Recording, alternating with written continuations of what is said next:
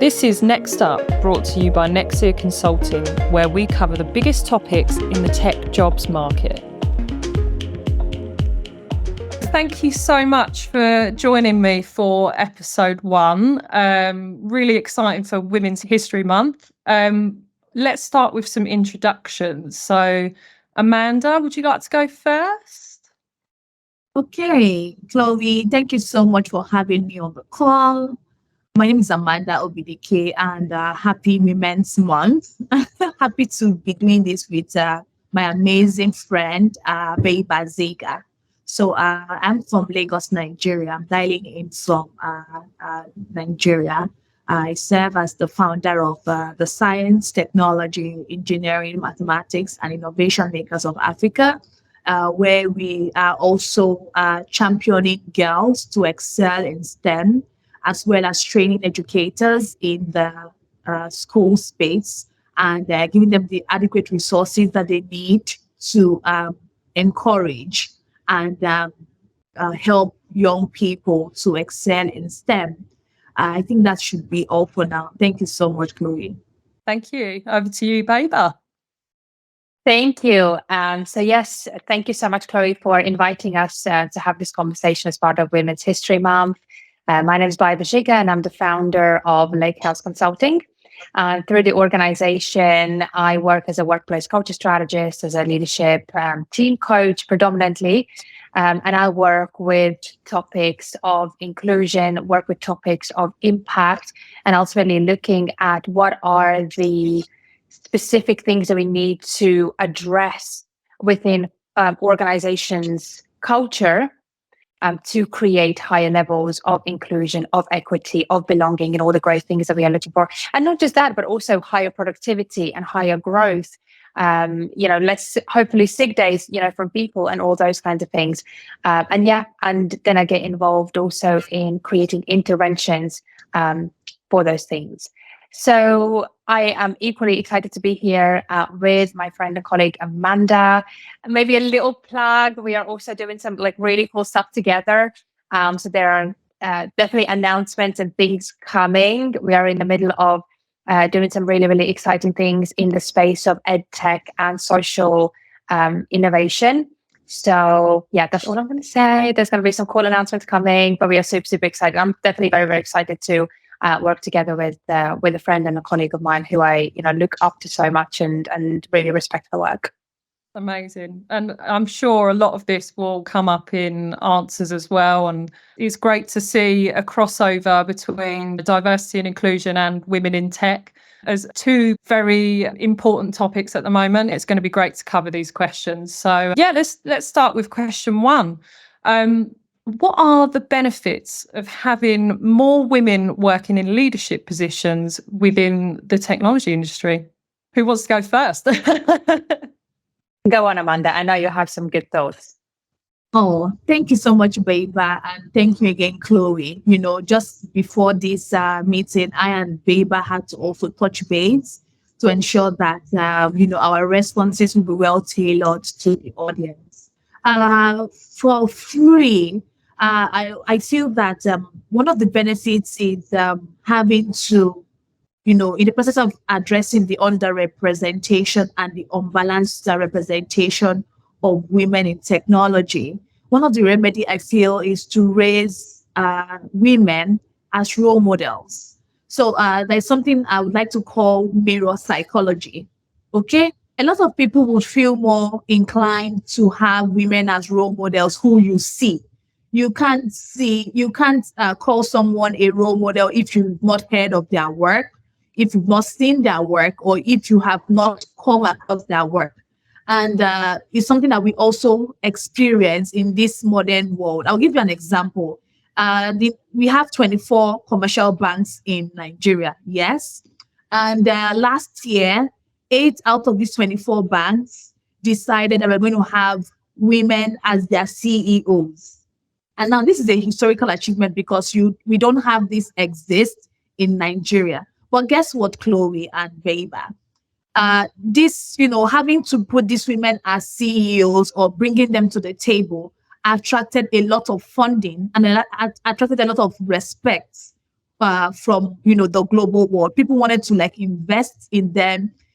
Young women and girls looked at what they were doing before time, because you don't just come out and you just put the person on the table. We realized that these women have always been in the back end doing amazing, a lot in these banks, helping them to close out in a lot of funding and a lot of expansion. But now bringing them to this table now made young women and girls like me see what they are doing and aspire to be like them. So that's one of the benefits of, bringing in women, where they can be seen and people can, really be encouraged and attracted to them.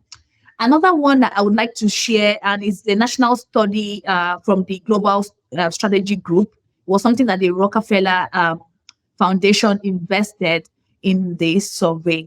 And they discovered that 1 in 4 Americans say that there are no women in leadership positions at their current job.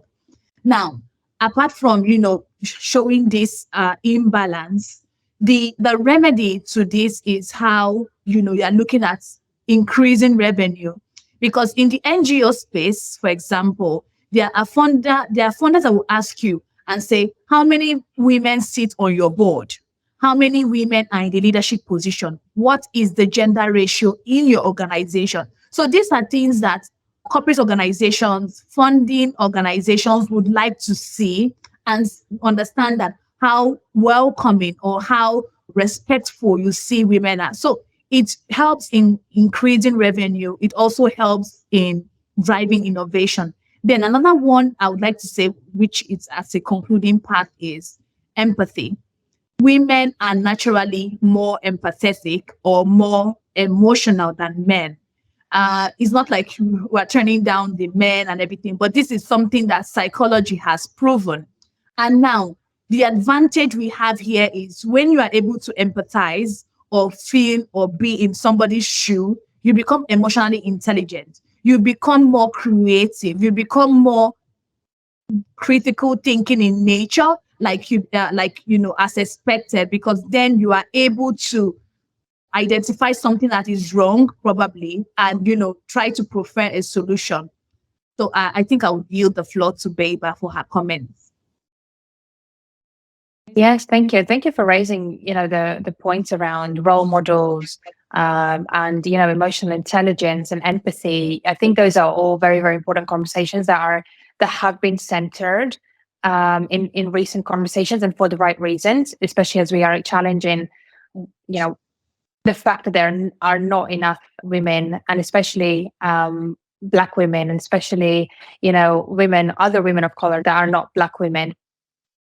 And so I think there are many answers to this question, from because this is the right thing to do, to because this adds more money to the global economies and strengthens global nations and communities. So there are many reasons for why there are benefits of having more women in the industry, more women in the roles of technology. And I feel another thing is that the world is changing in every aspect of the world. Our communities are more integrated than ever. Our problems are no longer just pockets of siloed issues, but rather complex global calls for action. Our ecosystems are more layered and complex than they have ever been. However, I think that one of the most prominent changes, staying on the topic of tech, is the speed and scale at which technology is developing right now. And while it is extremely exciting, exploring new possibilities, from where I stand, it is just as scary, especially when we comprehend the incredible gaps that this is creating. When we still have places that have no internet, or whole countries with barely 2G connection at best. And then on the other side, of the globe, we have people already living in metaverse. And so we are creating huge, huge gaps. There are already huge gaps in between nations, between power gaps, gender power gaps. But within technology has amplified and actually multiplied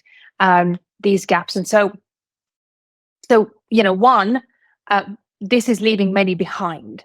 And by many, I mean mostly women and girls. And, this has also been the whole theme of the UN Women UK Summit that has happened this month, the month of March, which is the Women's History Month. And so that's one. So within these conversations, there have been a lot of urgent course of action. We have heard from women in Palestine, we have heard from women in Lebanon, in Syria, in Iran, all talking about the challenges and the gaps, the harassment that technology is amplifying and multiplying. So that's one.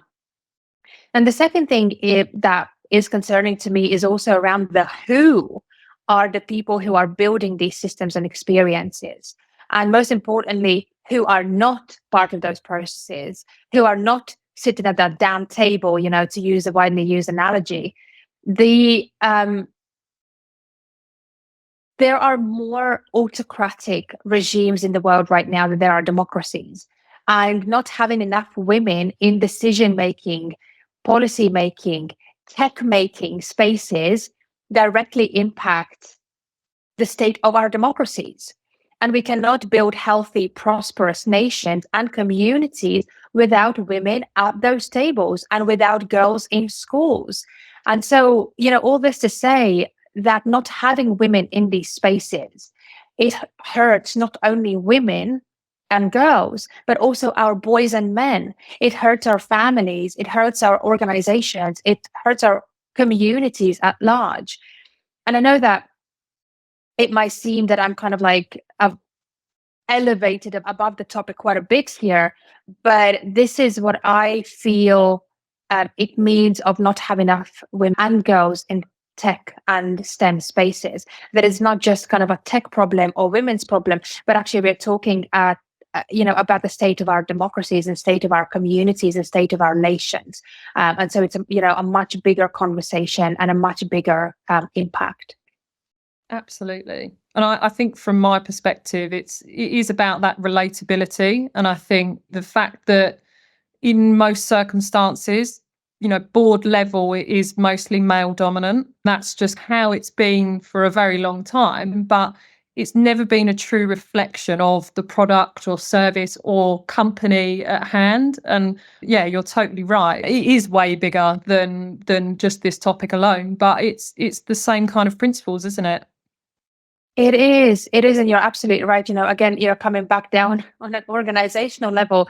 Absolutely, we're talking about the fact that organizations are leaving also a lot of money on the table. If we talk about the things that matter to organizations, which is, the bottom line, organizations are leaving a lot of money on the table because women do have a lot of impact on the spending power on the family. They are the ones who have decision making, even on high value purchases, such as holidays, such as property, such as potentially a car, if we need a family car so that, our partner, now I'm going to be speaking in a very kind of stereotypical ways, say, so they don't kind of like go off and buy a sports car, right? So women do have a huge impact on spending power. But then again, when we look at, for instance, marketing is not targeting women, and there are statistics out there as well that say that reveal that around 80% of women say that they cannot relate to the marketing material that reaches them. So again, organizations talking about marketing, talking about sales, haven't got the memo. So they are still leaving, a lot of money on the table. Again, women are one of the biggest spenders in terms of the demographics when it comes to technology as well. But again, when it comes to how technology is being designed, again, it's not, women haven't been the first, they have been the afterthought rather than what has been centered or who have been centered. And not just, women, we are talking about people with disabilities. We are talking about, people from different ethnicities. All of that comes in play. And there are so many outrageous examples out there where organizations have gotten it fundamentally wrong. And if there hadn't been someone at last minute who intervened, they would have, produced and put out technologies that would, or pieces of experience, whatever, that would exclude and potentially harm whole masses of communities. And that's where it becomes not only about bottom line, but where we're also talking about how that can be harmful. Definitely. Amazing. So let's move on to question 2. How do flexible work policies such as remote working and flexible schedules impact gender diversity in the tech industry? And what are some of the strategies for ensuring that all employees have access to these options? Bit of a long question there, but Amanda, please. Okay, thank you, Chloe. please. At least we've seen how, it, transformed the way we work, the way we interact, the way we go about doing businesses. And I'm also happy that companies have started to plug into certain flexibility options. Okay. So now, flexible work practices should originally be an integral part in organizations. I was telling Baiba not too long ago that the benefits or the advantage of such thing is creativity. So creativity, I mean now, is you are not fixing them into a box to be with you physically or to be in this time frame with you, but having to give them that will to decide. And it's something that a lot of employers should start, looking at exploring. So we should be going past, the routine or the traditional 9 to 5 or 8 to 4 or whatsoever, because now the pandemic and, the social justice movement in 2020 has changed the way work should be. So the advantage, if you look at it, is how you were able to harness talents and give them that free will of that flexibility. So that flexibility yields creativity. Then on the other hand, it also breeds loyalty, because we have also seen how certain people would always say, even if they want to leave that job, they still fall back or still give a testimonial that one thing I liked about XYZ organization was that they were able to factor in my mental health. They were able to factor in my absence. They were able to factor in flexibility leaves or paid leaves, etc. So you have these feedbacks coming. So even if they are transitioning, there's always something about this organization that they can remember. Now, that's someone that has transitioned. Now, let's also bring it back to maybe employees or people that are in a system with you. When people realize that an employer is after their interest or is after their welfare, it naturally breeds a lot of loyalty. It breeds a lot of trust in between. You find out that they are willing to go above and ahead for you. Now, to your second question, is something that it also favors us in the NGO space. So say, for example, someone is volunteering and you get to like throw in questions or throw in certain kind of tasks. You may not really get in the productivity or that maximum strength that they have into that initiative. Reason is you have been the piper and you are also dictating the tune. So it's a way where we should look at it as a complementary relationship where I need something from you, you need something from me, but how can we come in between? One remedy I have also seen is how employers should be able to be asking employees or their team members, like, okay, in a week, how many hours are you willing to give in?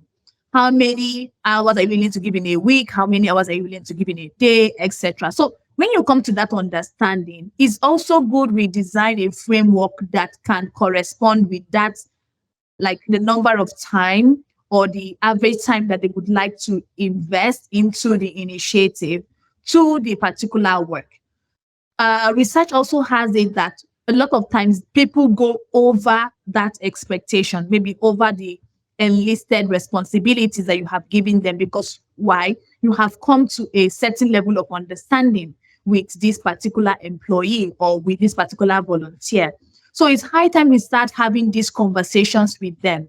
The conversation should not be around just top management and HR, but it's also best if HR system or personnel management, the unit, are able to have these conversations with these individuals to understand how best, fits them, to ensure that, you are bringing out the best in them. And at the same time, you are also considering their mental welfare or their psychological capacity, just for better productivity.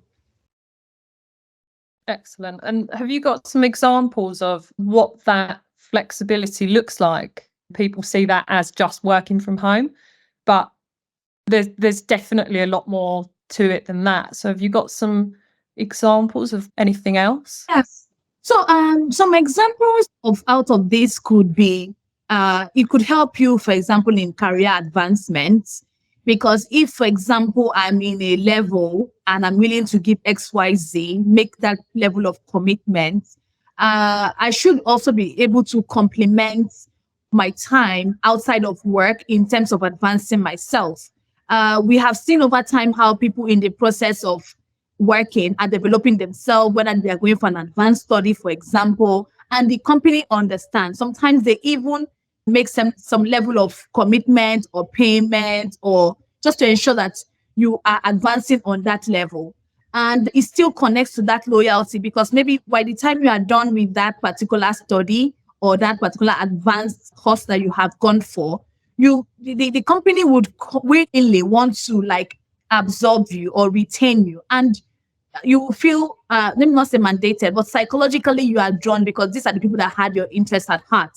So the flexibility also can also be in the form of an impact on pay equity.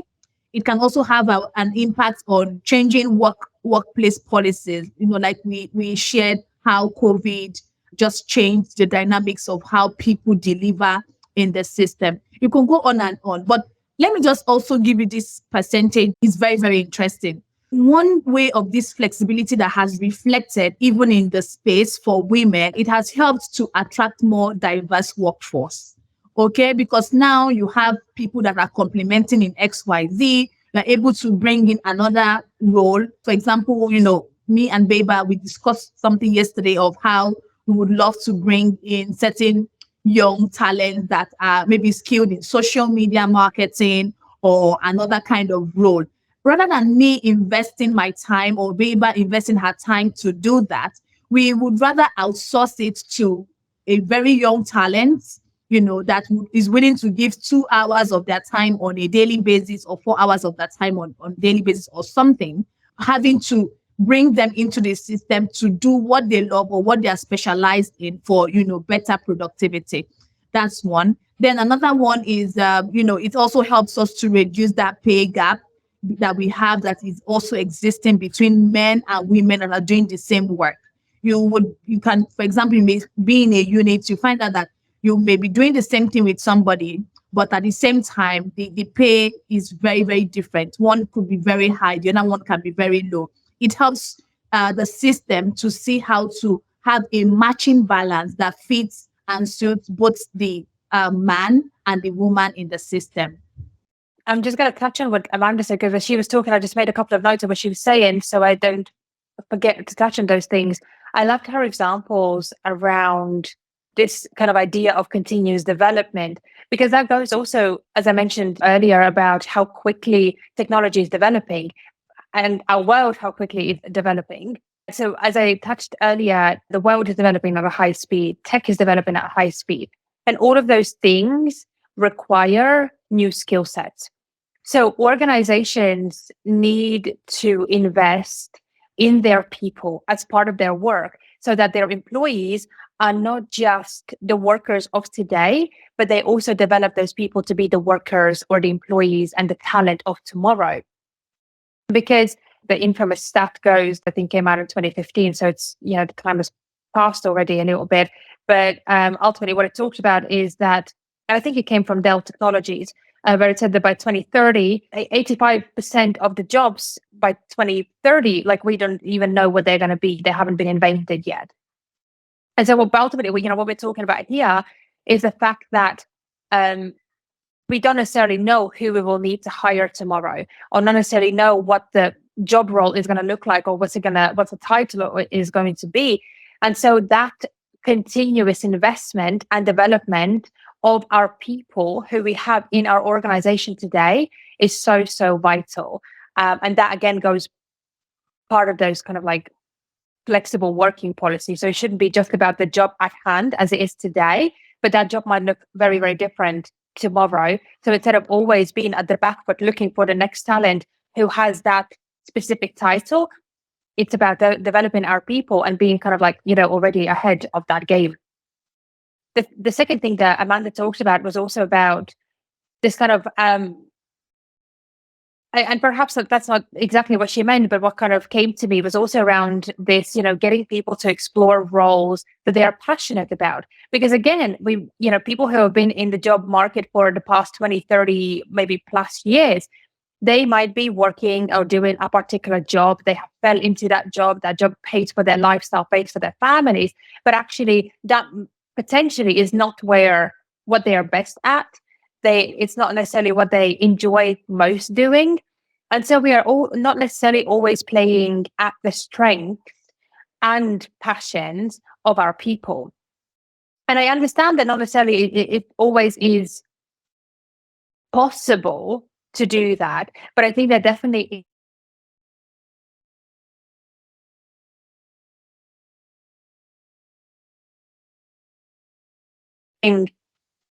because we might be having someone within our organization in a particular role, potentially in an at-risk role. And when I say at-risk role, it could be a role that goes redundant. It could be a role that goes redundant because of tech, because of outsource. But if we haven't engaged with our people enough and found out about our people enough and upskilled and side-skilled our people enough, there's a lot of opportunity to then move those people in those future roles that haven't, quote unquote, been invented just yet.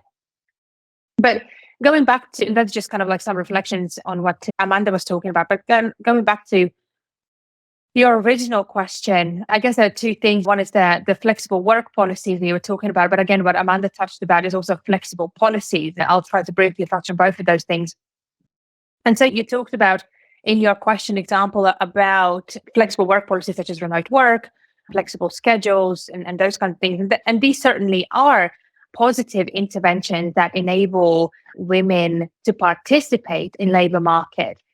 However, these interventions address symptoms, not necessarily the root cause of why there are not enough women in these spaces or in the labor market. And so what I mean by that is that women still do up to 10 times more unpaid care work than their male counterparts. Women still find they need to choose between building a family and building a career. Women still are underpaid for the work that they do in their workplaces that is equivalent to their, again, male counterparts. So flexible work policies might be a good way to creating, pathways and ways for women's participation, but they don't necessarily fix the root cause of why these problems exist in the first place. And they also not necessarily enable all women in the same way. So we also need to, when we talk about policies, we also need to apply an intersectional lens when we talk about women or any demographic for that matter. Because, our flexible policies, or what is a flexible policy for one demographic or one person, not necessarily is a flexible policy to another person, and not necessarily they're just not enablers, but they sometimes can become barriers and blockers. So we need to look not just at the intervention, but at the impact of it across a wide range of, demographics and social identities. And like I said, through applying an intersectional lens, but also looking at it from kind of within our organization and also outside our organization's rules. And organizations also need to be mindful about only looking at the share or number of women in their organization, but also need to take a more holistic approach of looking at the whole kind of employee life cycle of women in this scenario, their promotions, their development, their exit rates, and and really collect not just numbers, but also insights and real, stories behind them.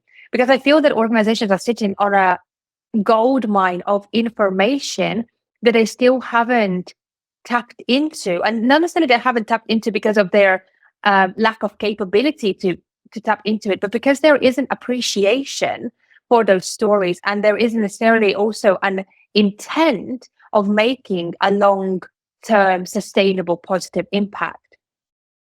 And so the last thing that I just wanted to quickly touch on, what Amanda also was talking about, is because I just talked about flexible work policies, but also about flexible policies. And what I mean by that is that we also need to look at how are we creating two-way conversations? How are we opening our doors for employees to come and share their feedback? How are the 360 kind of feedback loops by design within our organizations? Kind of these like continuous learning cycles. Because again, it's not about just taking an off-the-shelf policy to say, oh, we need to protect our organization, from legal point of view, so this policy needs to sit within HR. But because many of these policies are already outdated when we pick them up. There's also looking at, not just looking at, but also creating an environment of how we can evolve these policies and how we can co-create these policies with our employees, and how can we continuously keep on evolving them. Because, if we co-create this piece of policy for the employee base that we have here right now, it could be that maybe we are missing something, and then there is an employee that comes in and is able to add value to that. So it's about also how can we make our policies flexible and informed by a range of people, again, within our organization, but also outside our organization's roles.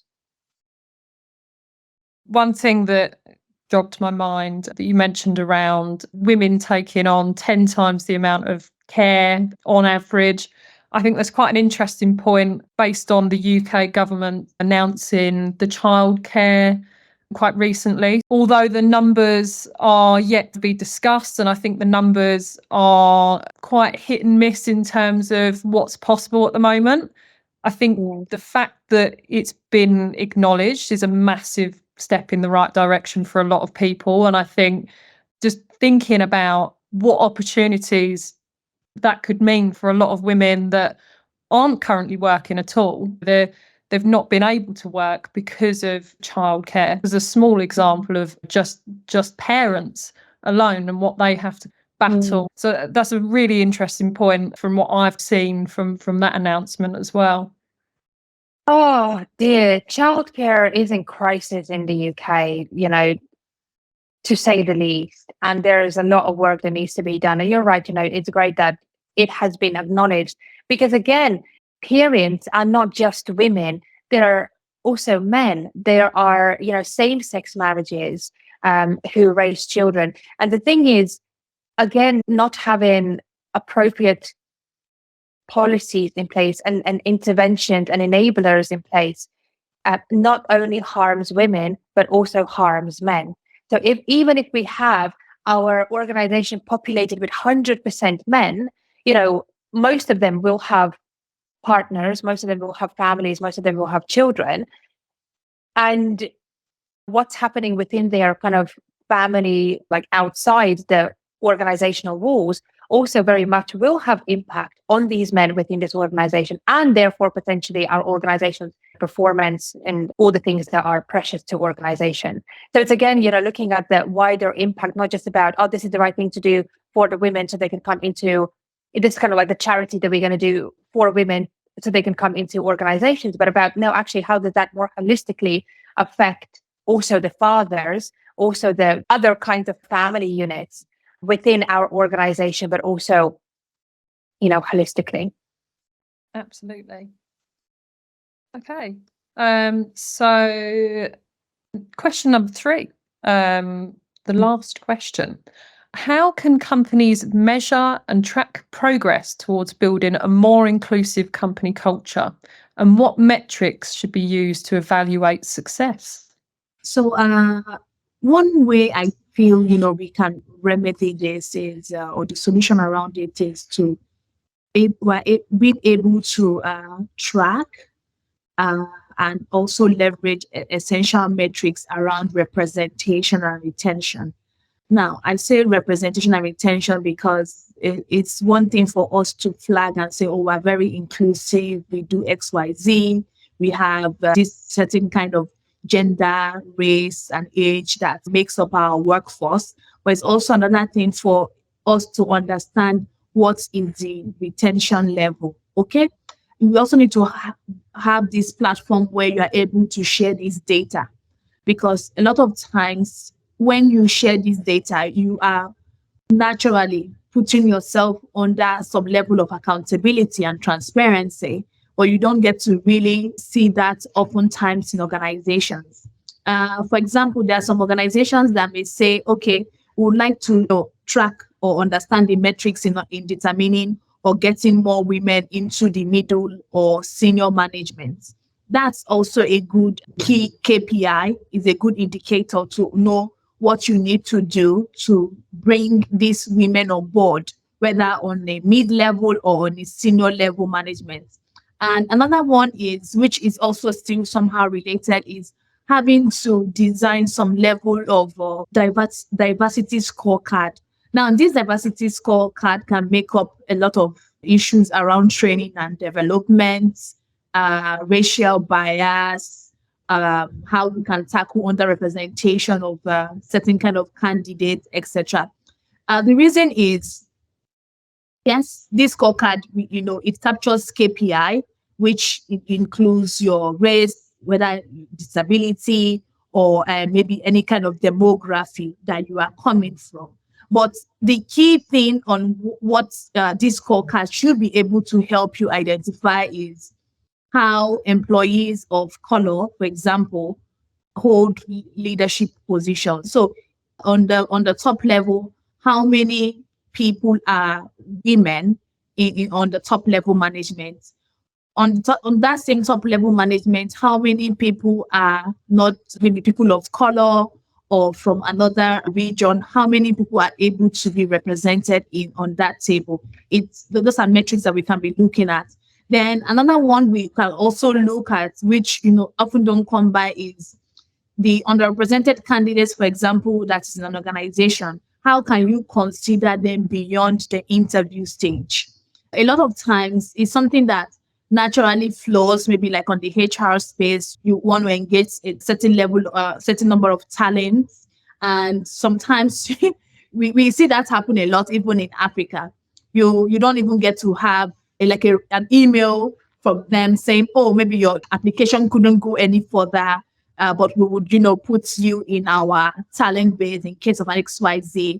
You don't see that happen. But these are little things that we're able to tell how our diversity or how our inclusion is. I'll give you this example that happened to me, and I would never forget it, but I'm yet to see a very amazing HR who has done that to like a young talent. So 2 years after graduating from the university, yes, I had a job, but then I was also still looking out for something better. And then I had this agency that reached out to me for interview. But this particular HR did something different. She asked me and said, what day would be okay for you to have this interview? It came as a shock to me, because in our world, if they understand that you need a job, they just throw it to you. Oh, yeah, you have to come on Wednesday. And you find that a lot of people come because you are the one who needs something. Yeah. So you have to go according to what they want. But I saw this person ask me what day fits best, like according to my time. I was very surprised. And then I said, okay, Tuesday is going to work for me, 3 p.m. And she was like, okay, they're also going to check on their calendar and see if it fits best for me, if it fits best for them. And that's it. Now, the key thing is I went for that job opportunity, the interview. I didn't meet the expectations, yeah? But it's an unforgettable experience, because afterwards the interview, they told me why I couldn't, meet the certain expectation, but they were going to, keep me in their database in case if subsequent opportunities come, and all. They didn't call me back, but that communication helped me to understand how valuable they would put people or have young people in that organization. So I can already mirror it that even if I was to work there, they would really respect you, whether irrespective of the level you are, whether you are in the lower level management or mid-level management, because why? They have started to show or exhibit what the work culture of inclusion looks like even before getting to the door. So all these are many examples of how we should be able to put in certain level of diversity, inclusion in our scorecard. I would like to also add that in as much as we are going to be designing certain metrics to determine how inclusion or an inclusive workplace works, we should also try to embed respect.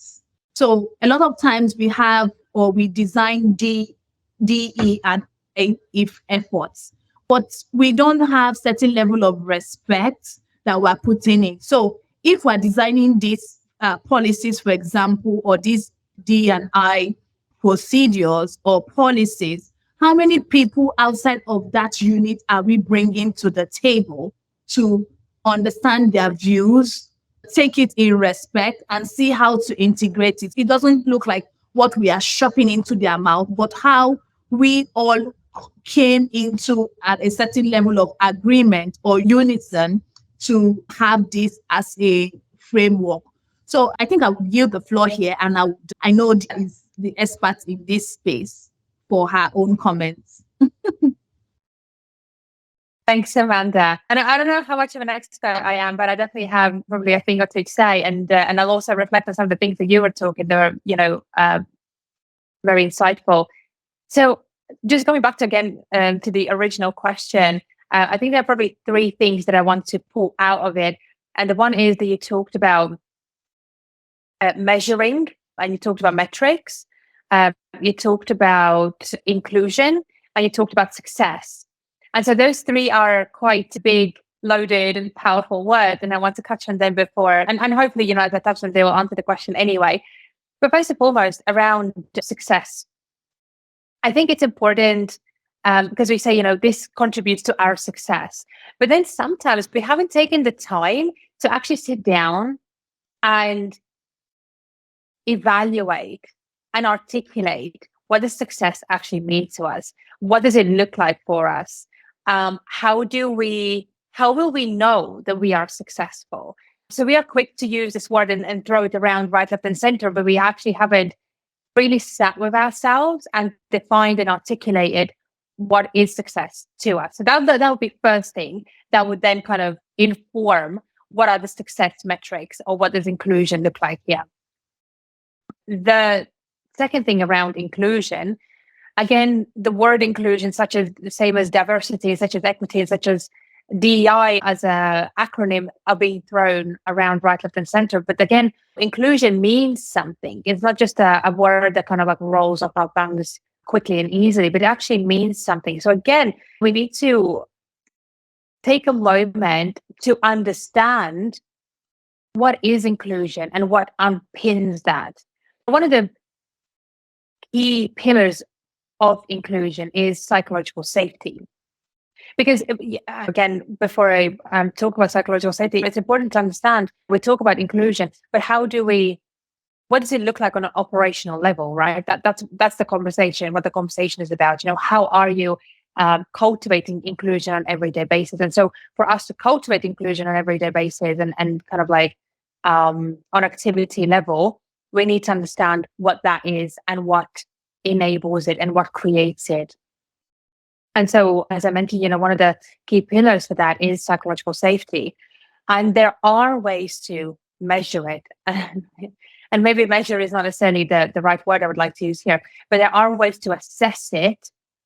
There are ways to create more visibility and clarity of the underlying levers that are affecting or enabling psychological safety in our environments. And then look at what are the ways that we can address those levers so that we can achieve psychological safety, so that psychological safety can underpin inclusion.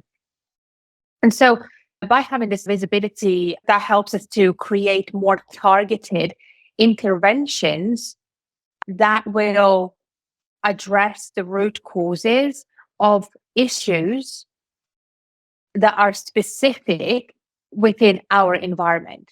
Because again, there are many off-the-shelf solutions out there right now in addressing conflicts, in addressing teamwork, in addressing communications, in addressing diversity and inclusion. But again, off-the-shelf not necessarily works in these topics. And we need to first and foremost understand what enables and what are the barriers for collaboration, for communication, and those, and for vulnerability, in our specific particular space, because they will be different whether we are talking about FTSE 100 organization, a scale up, a startup, a non-profit, and so on. There needs to be a level of nuance, but we are, of course, very quick to get off the shelf solutions. So once we have clarity and visibility, we can then start looking at specific interventions for those issues and ultimately work on those things, reassess them, evolve them, keep on investing. Because it's not kind of like you assess it, you create an intervention, and 3 months later, there are no issues. Our cultures are living and breathing creatures. And so we need to treat them as that. And we need to give them the TLC that they need. And we need to evolve them. Because again, various changes, technological changes, generational changes, they all affect how our culture manifests itself. And so there is work that needs to be put into it before it starts growing 3 heads and 9 legs and those kinds of things. The last thing was around metrics. I think we are quite good we're very good and quick at measuring floating heads within our organization, and representation absolutely matters. But I think it also, in this case, when talking about metrics, I think what is more meaningful and impactful is measuring progress and measuring growth, not just collecting stats and data. Like I said, we are good at collecting data and then pushing out a report, but it's more powerful asking meaningful questions around progress, growth, impact, and looking at those things.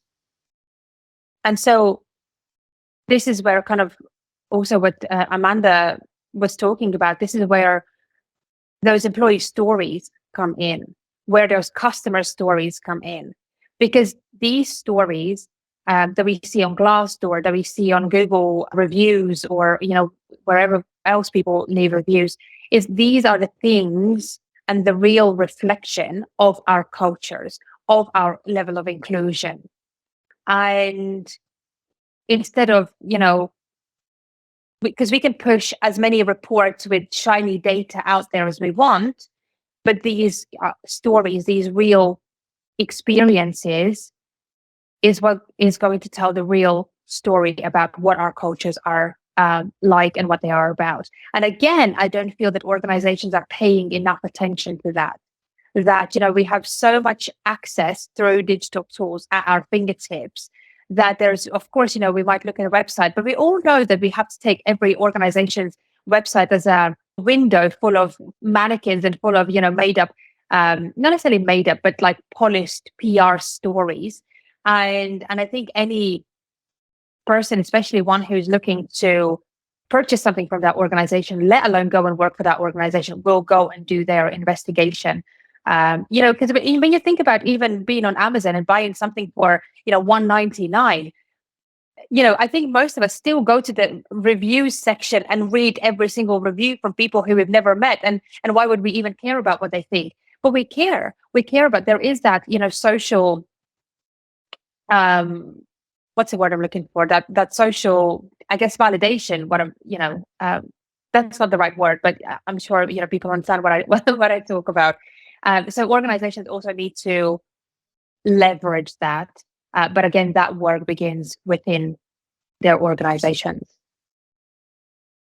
Absolutely. I think some really key points that you've both raised there is that actually the measurement and the success isn't always a number. It's not that straightforward. I guess if it was that straightforward, it probably would have kind of made a massive turn by now. Another really important point is that human element. And I think people forget that. And I think a lot of these key terms and a lot of these buzzwords are, it's very easy to kind of express the importance of them, but people don't know how to really reach for the answer or challenge the problem.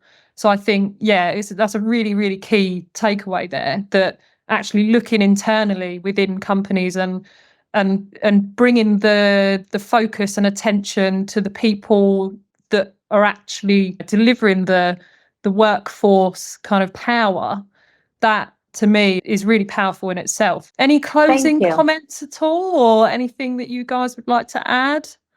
The last thing probably I would like to say is that we need to understand that we can't engineer people problems out of people. We are so quick at investing in tech and investing big money in tech and looking at all the new and shiny things, but I'm kind of like hoping, when we put this place or system in place, that is going to get rid of all of these problems. Yeah, operational and process problems, but people are still people, and people are still going to be people. And so we need to, I think, get rid of this illusion that with tech, we're going to engineer our people problems out of our systems, out of our organizations. If anything, tech has proven to just amplify those cleavages and to amplify those issues. So we just need to get very honest with ourselves and very, very mindful and very intentional about what we are investing in and what are we really trying to do here. What's the impact again? Just to add to what Baiba shared, I also feel that in as much as we are driving or we are propelling women in to succeed in technology or to bring them in leadership positions, I think we should also not forget empathy. Empathy, I mean, is yes, we are doing amazing. We just want to ensure that women don't get themselves into certain positions or, addressing the underrepresentation we have of women in technology. But we also fail to understand what it is to empathize with them, or also empathize with the workforce, knowing that the workforce is gradually changing. I'll give you an example. What's happening, for example, in America with the banks, with tech organizations winding up or shutting down or taking down staff. It's just about empathizing with them, like, after this job, what next? So when we start to realize or put ourselves in the shoes of whether the men, the women, then we begin to choose. Because I feel that it should go alongside. As we are driving technology, let's also try to drive and treat ourselves in respect and empathize with the society. Absolutely. That's a great way to end the first episode. Thank you both so much for joining me. We've absolutely kicked this off with a bang. If you're listening to this, please check out Baiba and Amanda's work. They've been absolutely smashing out everything in the past week. So there's definitely a lot to reflect on there. And thanks for joining us.